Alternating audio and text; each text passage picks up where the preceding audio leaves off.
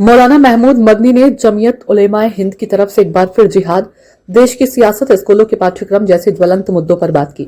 मदनी ने कांग्रेस के जनाधार पर सवाल खड़े करने के अलावा देश भर के स्कूलों के पाठ्यक्रम में जिहाद को पढ़ाने पर भी जोर दिया।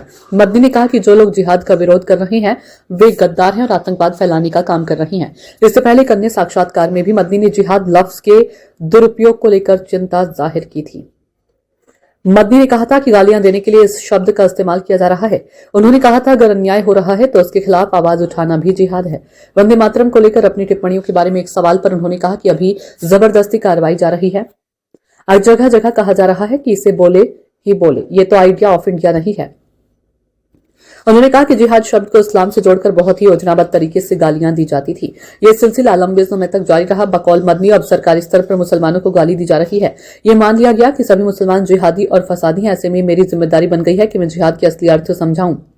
मदनी ने पाकिस्तान के पूर्व राष्ट्रपति परवेज मुशर्रफ से जुड़ी एक घटना का जिक्र करते हुए कहा उस समय 90% मौन बहुमत था, अब यह घटकर 60% हो गया है। जमीयत प्रमुख ने सुप्रीम कोर्ट से जुड़े एक अन्य सवाल के जवाब में कहा, आप मुझ पर यह कहने का आरोप लगा रहे हैं कि सुप्रीम कोर्ट गलत है। मैं केवल कोई व्यक्ति नहीं हूं, मैं एक ऐसे संगठन से जुड़ा हूं जो एक खास समुदाय से जुड़ा है।